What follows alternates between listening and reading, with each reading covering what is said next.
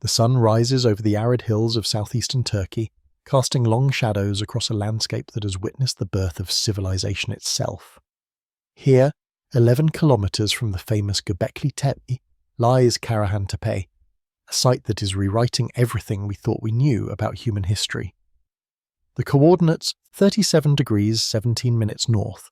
It is also 38 degrees 55 minutes east. Mark a location where, beneath layers of earth and 12,000 years of substance, chambers carved into bedrock wait to reveal their secrets. Imagine descending into darkness. The air is cool, unchanged for millennia. Your headlamp illuminates walls covered with reliefs, human figures emerging from stone, their faces frozen in expressions that transcend time. A carved leopard seems to prowl across the wall, its spots rendered with such precision that you can almost hear it breathe. In the center of the chamber stands a pillar, 2 meters tall, its surface covered with symbols we cannot yet fully decode. This is not a tomb. This is not a temple in any sense we understand. This is something else entirely, something that shouldn't exist. According to the established archaeological timeline, the people who carved these chambers were supposed to be simple hunter-gatherers, recently emerged from the Ice Age, concerned primarily with survival. They should have been living in temporary camps, following game, gathering wild grains. They should not have possessed the social organization, the technical expertise, or the abstract thinking necessary to create what lies beneath Karahan Tepe. Yet here it stands, defying every assumption, challenging every textbook, forcing us to confront an uncomfortable truth. We have fundamentally misunderstood the capabilities of our ancestors and the timeline of human civilization. The year 2025 marks a turning point. Advanced excavations, cutting-edge technology, and an international team of researchers are finally penetrating the deepest chambers of Karahan Tepe. What they fear discovering isn't just changing archaeological timelines, it's forcing us to reconsider the very nature of human consciousness, social organization, and cultural evolution. The mystery of Karahan Tepe isn't simply about who built it or when, it's about why, and what that answer means for understanding who we are as a species. Before we dive deeper into this archaeological revolution, I need you to do something. If you're fascinated by the idea that human history is far more complex than we've been taught, hit that like button right now. This isn't clickbait. And I'm not exaggerating when I say that what's being discovered at Karahan Tepe in 2025 represents one of the most significant archaeological findings in human history. Every piece of information in this documentary is based on peer-reviewed research, official excavation reports, and interviews with the archaeologists working on site. Subscribe to this channel if you want to stay updated as these discoveries continue to unfold throughout 2025. The excavation season is happening right now, and new findings are emerging monthly. Drop a comment telling me where you're watching from, and whether you'd heard of Karahan Tepe before this video. And here's a question to consider as we continue. If a civilization this sophisticated existed 12,000 years ago, what else might we have missed? What other assumptions about our past need to be challenged? This is real history, real archaeology, real science, and it's more extraordinary than any fiction. Let's explore why 2025 is the year that changes everything. To understand Karahan Tepe, we must first understand the world in which it was created. 12,000 years ago, the planet was emerging from the last ice age. The great ice sheets that had covered much of North America and northern Europe were retreating. Sea levels were rising, climates were shifting. In the Fertile Crescent, the arc of land stretching from the Persian Gulf through modern Iraq, Syria and Turkey to the Nile Valley, the environment was transforming from glacial steppe to the landscape we recognize today. The Şanlıurfa region of southeastern Turkey, where Karahan Tepe is located, occupied a particularly favorable ecological niche during this transitional period. The area was blessed with abundant wild cereals, diverse game animals, and access to obsidian, volcanic glass prized for making sharp tools. The Tek Mountains provided elevation and water sources. The climate was Mediterranean, with wet winters and dry summers, creating conditions that supported dense populations of both animals and humans. According to the archaeological consensus before the discovery of sites like Göbekli Tepe and Karahan Tepe, the Neolithic Revolution, the transition from hunting and gathering to agriculture and settled life occurred around 10,000 BCE in the Fertile Crescent. The conventional narrative held that agriculture came first, creating food surpluses that allowed for permanent settlements, which eventually led to complex social structures, specialized labor, monumental architecture, and organized religion. It was a neat, linear progression. Farming enabled villages, villages enabled cities, cities enabled civilization. Göbekli Tepe, discovered in 1994 and extensively excavated since 1995, shattered this model.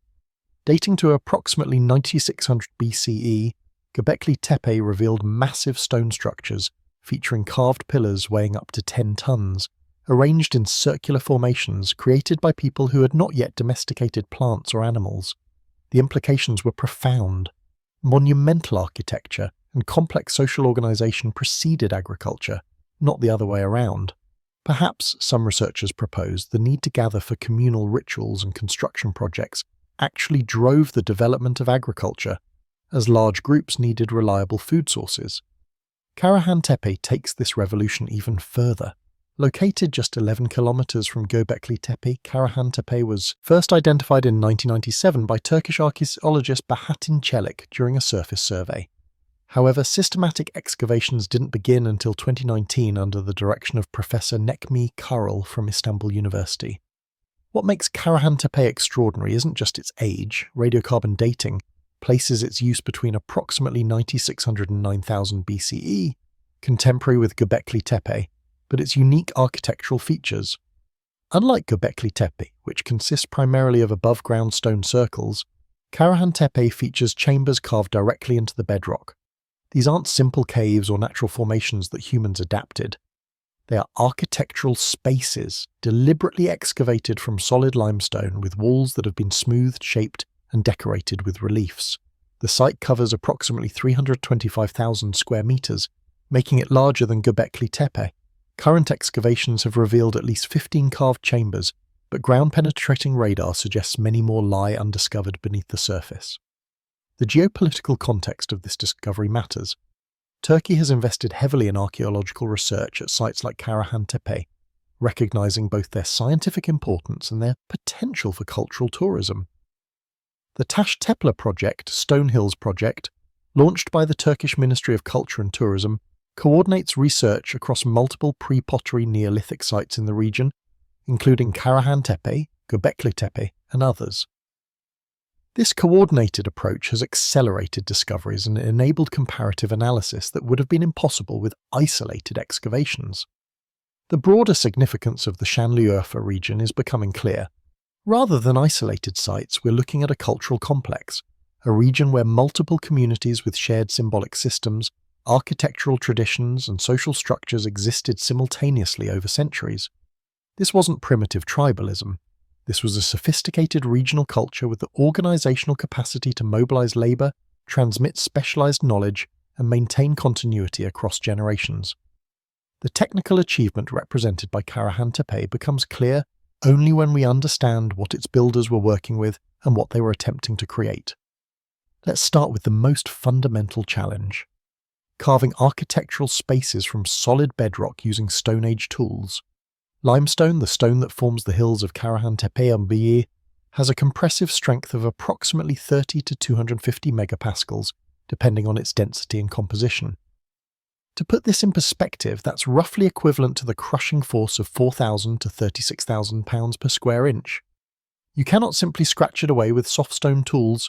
The limestone at Karahan Tepe is particularly dense, having formed during the late Cretaceous period approximately 70 million years ago from the compressed remains of marine organisms. The builders had access to flint and obsidian for creating cutting edges. Flint has a hardness of 7 on the Mohs scale, making it harder than limestone, which ranges from 3 to 4 on the Mohs scale, and capable of scratching and abrading it. Obsidian, though brittle, can be worked to create edges sharper than modern surgical steel, with edge widths measured in nanometers. But hardness and sharpness alone don't solve the problem of removing tons of rock from confined spaces. Consider the logistics.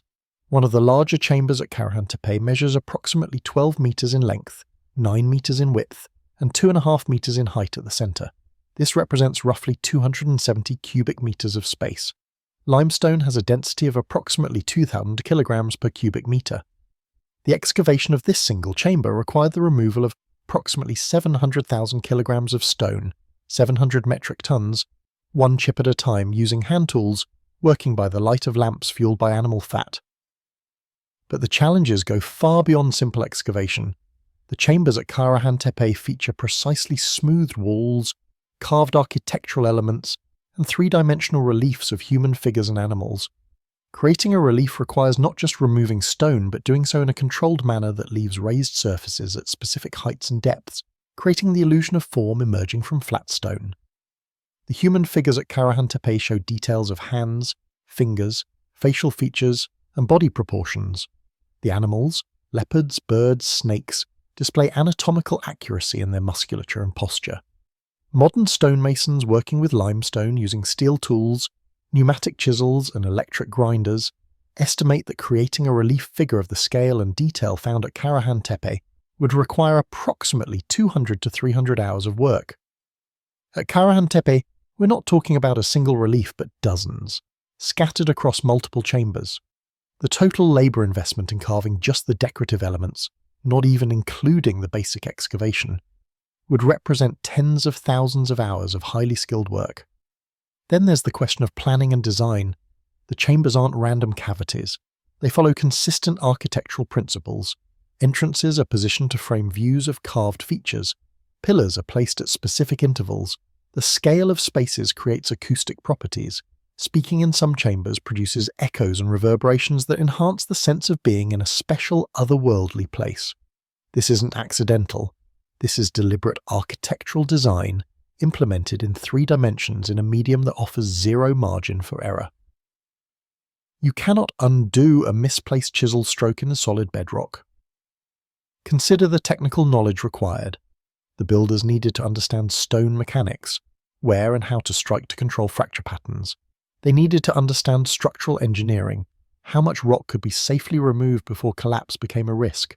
They needed to understand geometry and proportion to maintain consistent dimensions across large spaces. They needed to understand how to create and maintain adequate lighting in spaces dozens of meters from any natural light source. They needed to organize and coordinate teams of workers, possibly for years, to complete individual chambers. Compare this to modern tunnel boring. The machines we use to excavate subway tunnels can remove approximately 15 to 20 meters of rock per day, working 24 hours, using diesel-powered cutting heads with tungsten carbide teeth, hydraulic thrust systems generating thousands of tons of pressure, and computer-guided navigation systems. At Karahan Tepe, using hand tools, working by lamplight, without written records or technical drawings, ancient builders carved spaces that remain structurally sound 12,000 years later. The impossibility of it becomes even more apparent when we consider what these people supposedly didn't have. No wheels to transport material, no metal tools, no draft animals to provide heavy lifting, no writing system to record plans or coordinate workers, no permanent settlements to house construction crews. According to the prevailing model of human development circa the 9500 BCE, these were mobile hunter-gatherers, living in temporary camps, moving seasonally to follow resources, with no experience in construction beyond simple shelters. Yet here stands Karahan Tepe defying everything that model predicts. To understand who built Karahan Tepe, we must look beyond the stones to the people who moved them. While we don't know individual names, writing wouldn't be invented for another 6,000 years, we can reconstruct aspects of their lives from skeletal remains, tool marks, dietary evidence, and the architecture itself. Begin with the workers. Creating Karahan Tepe required specialized knowledge and sustained physical labor. Analysis of wear patterns on stone tools found at the site reveals that different individuals worked with different techniques, some striking hard, short blows for rough excavation, others using lighter, more controlled strokes for detail work. This suggests a division of labor between heavy excavation crews and skilled artisans. The rough excavators were likely younger individuals, their skeletal remains showing the robust bone development associated with heavy physical labor begun in adolescence.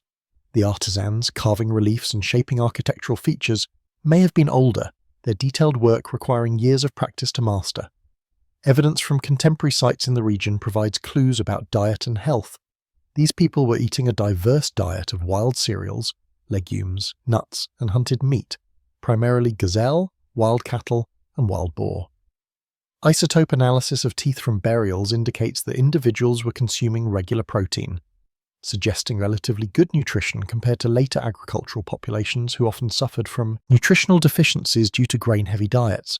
They were on average relatively healthy, though the physical demands of construction work left their mark.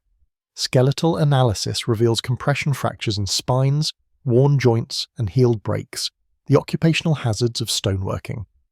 Consider the social organization required. Conservative estimates suggest that creating a single major chamber at Karahan Tepe would require a team of 20 to 30 workers laboring full-time for at least 6 months to a year. Multiply this by the 15 chambers currently known, and we're looking at a construction project spanning decades, possibly a century or more. Sustaining such a project requires more than just workers. It requires provisioning. Someone had to hunt or gather food for the construction crews. Someone had to prepare that food. Someone had to make and maintain the thousands of stone tools that would be used and discarded as they wore out. Someone had to tend to injuries and illnesses. The logistics point to a population substantially larger than the immediate construction workforce. Recent estimates based on site size, regional carrying capacity, and ethnographic parallels suggest that the Karahan Tepe construction project may have drawn on a regional population of several hundred to possibly 1,000 people, either residing nearby or gathering periodically for construction campaigns. This represents a level of social organization unprecedented in the archaeological record of this period. Leadership is the great unknown. Who decided that Karahan Tepe should be built? Who determined its design? Who coordinated the labor? In later civilizations, monumental construction is typically directed by political or religious authorities, kings, priests, powerful families. But at Karahan Tepe, we have no evidence of institutionalized hierarchy. No palaces, no rich burials, no obvious symbols of kingship. Some archaeologists propose that authority was religious in nature, vested in shamans or ritual specialists who claimed communication with spiritual powers. The carved chambers, with their dramatic imagery and acoustic properties, certainly serve some ceremonial function. Another possibility, drawn from anthropological studies of non-hierarchical societies, is that authority was consensual and temporary. Perhaps leaders emerge for specific projects, their authority based on knowledge, charisma, or spiritual power, but dissolved once the work was complete. Perhaps different communities took turns hosting construction efforts, with leadership rotating among groups. The egalitarian distribution of resources at sites like this suggests that whatever hierarchy existed, it didn't translate into economic inequality. The emotional dimension of this work is worth considering. Imagine being 15 years old, growing up in a world where the most permanent structure you've ever seen is a leather tent or a wooden hut. Then the elders of your community announce that you will participate in creating something eternal, chambers carved into the living rock that will endure beyond your lifetime, beyond your grandchildren's lifetimes, for generations uncounted. How would that feel? Would it be exciting, terrifying, sacred? The evidence suggests that work at sites like Karahan Tepe was communal and possibly festive. At Göbekli Tepe, archaeologists have found enormous quantities of animal bones representing thousands of individual animals, far more than the resident population could have consumed in normal circumstances. The interpretation is that construction periods were accompanied by feasts, great gatherings where people came together not just to work, but to celebrate, to reinforce social bonds, to participate in rituals that gave meaning to their labor. Personal accounts, of course, are impossible. These people left no written record, no oral histories that survived to be transcribed. But we can imagine moments. The master carver, perhaps, working late into the night by lamplight, carefully shaping the curve of a leopard's haunch, feeling the stone respond to the tool, knowing that this image will outlast everything he has ever known. The young apprentice, hands blistered and bleeding, wondering if the endless chipping away at solid rock will ever produce the vision the elders describe. The woman preparing food for 100 workers, ensuring that the strength of the community is sustained. We know from tool marks that the same individuals return to their work repeatedly. The archaeological signature is unmistakable. A particular angle of strike, a distinctive pattern of chip removal that appears across multiple surfaces. These were dedicated specialists devoting years of their lives to this project. What did they believe they were creating? What did they think would happen in these chambers once they were complete? What prayers or songs accompanied their labor? The human element of Karahan Tepe is ultimately about aspiration. These were people who chose to dedicate enormous effort to creating something that served no immediate survival purpose. They couldn't eat these chambers. They couldn't live in them year-round. They created them because of what they represented: connection to ancestors, to deities, to something larger than individual existence. In that aspiration, we recognize ourselves. The question that drives modern archaeological investigation at Karahan Tepe is simple to state but profound in its implications. How did they actually do it? The discoveries of 2024 and early 2025 are finally providing answers, and those answers are forcing a fundamental reassessment of technological sophistication in the pre-Pottery Neolithic period. The breakthrough began with detailed analysis of tool marks using photogrammetry and microscopic examination. Dr. Nekmi Carroll's team, working with specialists in lithic technology, documented the sequence of stone removal in several chambers. What they discovered was a sophisticated multi-stage process far more refined than simple pecking and grinding. Stage 1 was a rough excavation. Using large flint nodules or hammerstones, workers created an initial cavity by exploiting natural weaknesses in the limestone: bedding, planes, joints, and zones where the stone was already fractured or weathered. This wasn't random smashing, but strategic targeting of weak points. Evidence of fire setting has also been found: controlled burning to heat rock, followed by rapid cooling with water, creating thermal shock that fractured the stone along the desired planes. This technique, well documented in Bronze Age mining, was apparently known and used 6,000 years earlier than previously thought. Stage 2 was rough shaping. Once a cavity existed, workers used smaller tools, carefully prepared flint or obsidian blades, to refine surfaces. Analysis of tool marks reveals a consistent pattern: overlapping strokes at approximately 30-degree angles, working systematically across surfaces to remove high spots and create relatively flat walls and ceilings. The regularity of this pattern indicates that workers were trained in specific techniques and followed consistent procedures. Stage 3 was fine finishing. For surfaces that would remain visible, artisans used progressively finer tools, delicate obsidian blades and abrasive sand mixed with water, to smooth stone to a polish. Some wall surfaces at Karahan Tepe are smooth enough that they reflect light, creating a subtle glow when illuminated by lamps. This wasn't accidental. This was the intended aesthetic effect, carefully achieved through hundreds of hours of patient abrasion. Stage 4 was carving reliefs. This is where true artistry emerged. Using small pointed tools, carvers created outlines of figures: human forms, animals, geometric patterns. Then, through controlled removal of background stone, they created depth and three-dimensionality. The technique visible in the tool marks is called lowering the background. Rather than carving figures from front to back, carvers removed stone from around the figures, leaving them raised above the surface. This technique, which requires visualizing the final form before beginning work, is the same method used by Renaissance sculptors. But technique alone doesn't explain success. The real breakthrough was organizational. Recent excavations in 2024 uncovered what appears to be a workshop area adjacent to the main ceremonial chambers, a space where stone tools were manufactured and maintained. The quantity of debitage, waste flakes from tool production, is enormous, representing thousands of individual tools.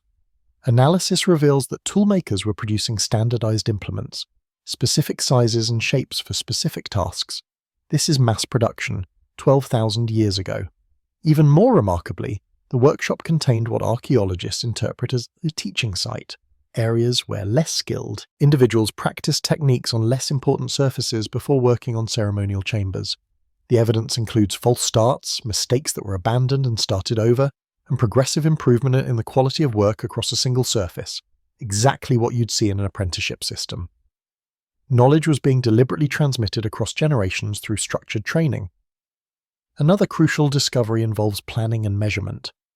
In several chambers, researchers have identified what appear to be reference marks, shallow carved lines that outline the intended extent of excavation or the position of architectural features. These aren't random. They follow consistent intervals, suggesting some kind of standardized measurement system. While we don't know what unit they were using, body parts like hands and forearms are most likely, the consistency proves that builders were working from plans, not improvising. The question of lighting was solved through experimental archaeology. Researchers replicated the stone lamps found at the site, simple bowls carved from soft limestone, filled with animal fat, with twisted plant fibre wicks. Tests revealed that a dozen such lamps can illuminate a 20 square metre chamber well enough for detailed carving work. Chemical residue analysis on recovered lamp fragments shows they burned primarily aurochs, wild cattle, fat, which produces a steady, relatively smoke-free flame. Structural engineering proved to be more sophisticated than expected. Analysis of chamber geometries reveals that builders understood the principles of load distribution. Ceilings aren't flat but gently arched, directing weight outward to load-bearing walls. Pillars are positioned at calculated intervals to support ceiling weight. The dimensions of chambers follow consistent proportions, most are roughly rectangular, with length-to-width ratios clustering around 3.2 or 4:3. These aren't arbitrary, they're aesthetically pleasing proportions that also happen to provide structural stability. One of the most dramatic discoveries of 2025 involved the identification of a construction error and its correction. In one chamber, carvers had begun creating a human figure on what they thought was solid wall, only to break through into a void, apparently a natural cavity in the stone. Rather than abandoning the chamber, they adapted. They carefully carved around the void, incorporating it into the design, and created a niche that now appears to have been an intentional feature. This moment of improvisation, preserved in stone, reveals flexible problem-solving rather than rigid adherence to plans. The acoustic properties of the chambers weren't accidental either. Researchers using sound analysis equipment in 2024 discovered that speaking or producing rhythmic sounds in certain chambers creates resonance at specific frequencies, particularly in the range of 95 to 20 Hz. This is significant because these frequencies fall within the range that human brains perceive as especially powerful or spiritual. Studies have shown that exposure to these frequencies can induce altered states of consciousness, creating feelings of awe, presence, or transcendence. The chambers were engineered to enhance ritual experience through sound. The timeline of construction has been refined through radiocarbon dating of organic materials, charcoal from lamps, bone tools, wood ash from fires, found sealed in construction debris. Rather than a single continuous project, Karahan Tepe appears to have been built in phases over approximately 600 years, from about 9600 to 9000 BCE. Different chambers show stylistic evolution, suggesting that each generation added to what their predecessors created. This wasn't a project anyone expected to complete in their lifetime. It was an intergenerational commitment, a legacy passed from parents to children to grandchildren. The implications of Karahan Tepe extend far beyond southeastern Turkey or even the broader Neolithic revolution. What we're witnessing is the rewriting of human civilization's origin story, and that rewriting forces us to reconsider fundamental assumptions about cultural evolution, social organization, and human capability. First, the timeline of architectural complexity has shifted dramatically. Before the discovery of sites like Göbekli Tepe and Karahan Tepe, monumental architecture was thought to emerge around 3000 BCE with the first urban civilizations in Mesopotamia and Egypt, the ziggurats, pyramids, and temples of literate, agricultural societies with centralized governments. Karahan Tepe pushes monumental architecture back 6,000 years, into a time when humans were supposedly small band hunter-gatherers with no permanent settlements and no social complexity beyond kinship groups. This challenges the fundamental model of cultural evolution that has dominated anthropology and archaeology for over a century. The idea that human societies progress through predictable stages, from bands to tribes to chiefdoms to states, from foraging to horticulture to agriculture to industrialization. Karahan Tepe doesn't fit this model. It represents complexity without the supposed prerequisites for complexity. Second, the site demonstrates that symbolic and religious thinking, what some call cognitive modernity, was far more developed in the early Holocene than previously recognized. The reliefs at Karahan Tepe aren't simple representations but sophisticated symbolic systems. Human figures are shown in ritual poses, sometimes wearing what appear to be animal masks or costumes. Animals are depicted in ways that suggest totemic or spiritual significance. The chambers themselves, with their carefully engineered acoustics and dramatic lighting effects, were stages for ritual performances that we can only imagine. This suggests that the development of symbolic culture, mythology, cosmology, religious belief system may have been a driver of social complexity rather than a consequence of it. Perhaps humans didn't develop religion because they had built cities. Perhaps they built cities because they had developed religions that required monumental spaces for communal ritual. Third, Karahan Tepe reveals a level of social cooperation and labour coordination that shouldn't have been possible without the coercive power of state authority. In later civilizations, monumental projects like the Egyptian pyramids or the ziggurats of Mesopotamia were built through centralized authority, kings commanding resources, bureaucracies organizing labour, armies enforcing compliance. At Karahan Tepe, no such apparatus existed. The project was completed through voluntary cooperation, sustained over generations, without written records to maintain continuity or legal systems to enforce obligations. This has profound implications for understanding human social organization. It suggests that humans are capable of sophisticated, large-scale cooperation without hierarchical authority. The implications for contemporary political philosophy are obvious. If our ancestors could coordinate massive projects through consensus and shared belief rather than coercion and hierarchy, perhaps modern assumptions about the necessity of centralized power need reconsideration. Fourth, the technical sophistication demonstrated at Karahan Tepe forces reconsideration of technological determinism, the idea that human capabilities are limited by available tools and techniques. According to this view, Stone Age people couldn't build complex structures because they lacked metal tools, couldn't develop sophisticated social organization because they lacked writing, couldn't sustain large projects because they lacked agriculture. Karahan Tepe proves these assumptions wrong.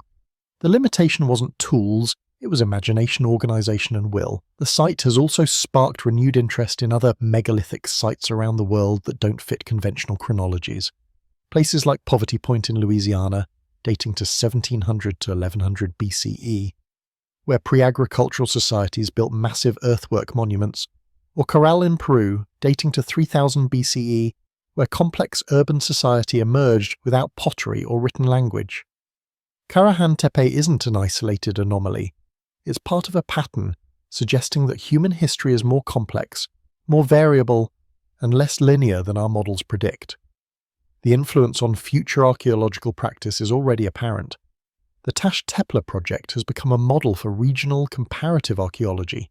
Rather than excavating individual sites in isolation, researchers are examining multiple sites simultaneously, looking for connections, influences, and cultural continuity across landscapes.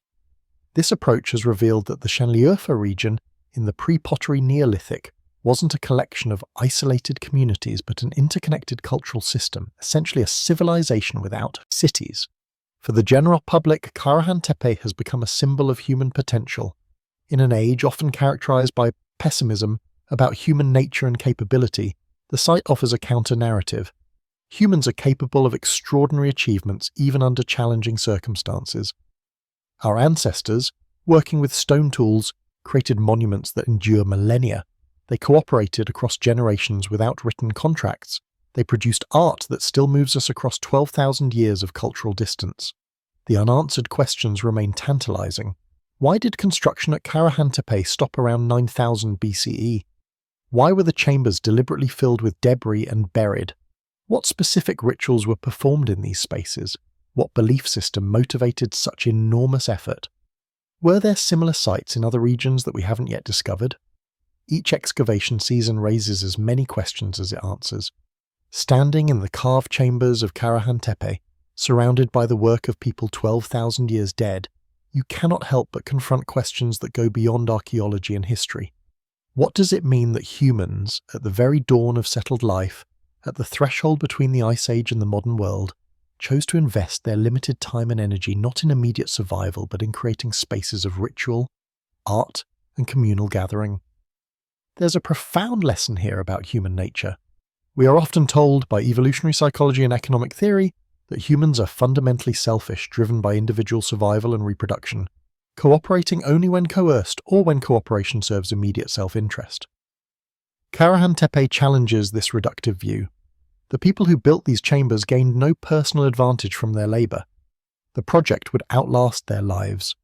The benefits, whatever they were, accrued to the community as a whole, to future generations, to abstract values like religious devotion or cultural continuity. This suggests that humans are, at our core, meaning-seeking creatures. We need more than food, shelter, and reproduction. We need purpose, connection, transcendence. The chambers at Karahan Tepe weren't practical necessities. They were expressions of humanity's deepest longings, to connect with something larger than ourselves, to leave a mark that outlasts our brief existence, to create beauty and meaning in a world that often seems indifferent to human concerns. Consider the contrast between ancient and modern approaches to monumental creation. Today, we build monuments through specialization and technology. Thousands of workers, operating with precision tools and detailed plans, can erect skyscrapers in months. But those workers are often alienated from their labor.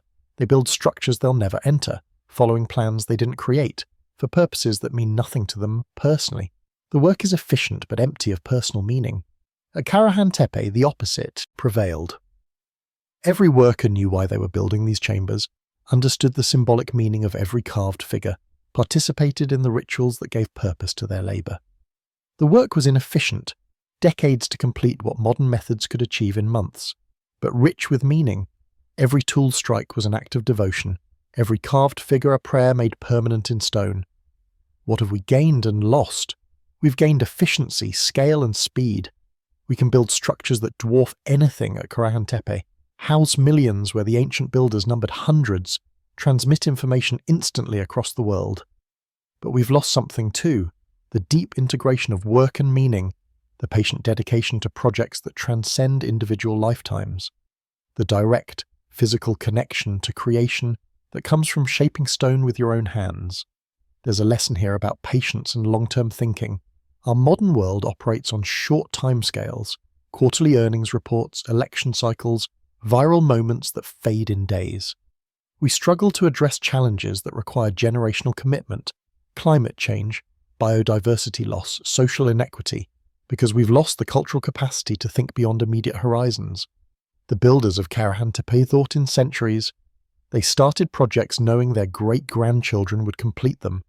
They created structures meant to last forever. The site also speaks to the power of shared belief. What united the workers at Karahan Tepe wasn't contracts or wages or legal obligations, but shared commitment to something they all valued. We don't know what they believed, whether they thought these chambers were gateways to other worlds, homes for spirits, places where ancestors could return, or something entirely outside our conceptual framework. But we know their belief was powerful enough to motivate centuries of voluntary effort. In our secular, individualistic age, we sometimes struggle to understand the power of shared religious or ideological commitment. Karahan Tepe reminds us that belief can motivate extraordinary collective achievement. This cuts both ways, of course. History shows that shared belief can motivate both magnificent creation and terrible destruction. But it remains true that humans achieve their greatest collective works when united by values that transcend individual interest. There's also a humbling dimension to Karahan Tepe. For much of modern history, we've told ourselves a story of progress, that each generation is smarter, more capable, more advanced than those that came before. We've looked at ancient people as primitive, their achievements as crude precursors to our own advanced civilization. Karahan Tepe shatters this arrogance. The people who carved these chambers were no less intelligent, creative, or capable than we are. They simply lived in a different context with different tools, addressing different challenges. In many ways, patience, cooperation, connection to meaning, they may have surpassed us. The universal principle demonstrated at Karahan Tepe is this: human potential is not determined by material conditions, but by imagination, organization, and will. Given sufficient motivation and coordination, humans can achieve extraordinary things even with limited technology. This is an optimistic message for our own time, when we face challenges, ecological, social, political, that seem overwhelming. If our ancestors could carve chambers from solid rock with stone tools, sustained by nothing but shared belief and patient effort, perhaps we too can solve problems that seem impossible. Return with me to where we began, descending into darkness beneath the Turkish hills, standing in chambers carved from living stone 12,000 years ago. The leopard still prowls across the wall. The human figures still emerge from rock, their stone eyes seeming to watch as flashlights sweep across them. The pillars still stand, carved with symbols whose full meaning remains mysterious. But now we understand something we didn't at the beginning. These chambers represent not simply an archaeological curiosity, but a revolution in understanding what humans are capable of, who we were, and who we might yet become. The discoveries of 2025 at Karahan Tepe are giving us something rare in archaeology, a window into a pivotal moment in human history, when small groups of hunter-gatherers first imagined something larger than immediate survival, when humans first dedicated sustained effort to creating spaces for ritual, art, and communal gathering. This was the moment when culture, in the fullest sense, was born, when humans stopped being purely biological organisms responding to environmental pressures and became something more, creatures who create meaning, build monuments, and leave legacies. The excavations continuing through 2025 will undoubtedly reveal more. Deeper chambers, additional reliefs, new insights into construction techniques and ritual practices. Ground-penetrating radar has identified anomalies that suggest entire sections of the site remain unexcavated. Each discovery will refine our understanding, answer old questions, and pose new ones. But the fundamental revelation is already clear. Our ancestors were far more sophisticated than we imagined. Human civilization far older and more complex than our models predicted, and the story of our species far more extraordinary than any textbook suggested. This matters not just for understanding the past, but for envisioning the future. In an age when pessimism often prevails, when human nature is frequently described in the narrowest terms of selfishness and competition, Karahan Tepe offers a different vision. It shows humans capable of cooperation spanning generations, of creating beauty without economic incentive, of dedicating effort to purposes beyond immediate survival, of achieving technical sophistication with minimal material resources. If our ancestors could do all this 12,000 years ago, what might we achieve if we reclaimed their capacity for patience, cooperation, and commitment to values beyond individual gain? The next time you encounter the conventional timeline of human civilization, agriculture at 10,000 BCE, cities at 3000 BCE, writing at 3200 BCE, the pyramid at 2500 BCE, remember Karahan Tepe. Remember that beneath our feet, beneath the official history, lies a deeper, older, more complex story. Remember that human beings were creating monumental architecture, sophisticated art, and complex social organizations thousands of years before they should have been capable of such things. Remember that the story of human civilization is still being written, still being discovered, still being revised as researchers excavate new sites and challenge old assumptions. As excavations at Karahan Tepe continue through 2025 and beyond, as researchers penetrate deeper chambers and decode more symbols, as new technologies reveal details invisible to earlier generations of archaeologists, the story will keep evolving. But the essential truth is already established. History is changing, our understanding of human capability is expanding, and the mystery of Karahan Tepe is teaching us to see our species with fresh eyes, not as primitives slowly clawing our way towards civilization, but as beings who have always carried within us the capacity for extraordinary achievement. If this documentary has changed how you think about human history and human potential, honor that by sharing it. Hit the like button. Leave a comment about what surprised or moved you most. Subscribe to follow future developments as they emerge from Karahan Tepe and related sites. Tell others about this story because it belongs to all of us. It's our shared human heritage, our collective past, our evidence that we are capable of more than we often believe. In the end, Karahan Tepe isn't just about the past, it's about the future. It's about remembering what we've always been capable of and asking ourselves, what monuments to meaning, cooperation, and transcendence will we choose to build?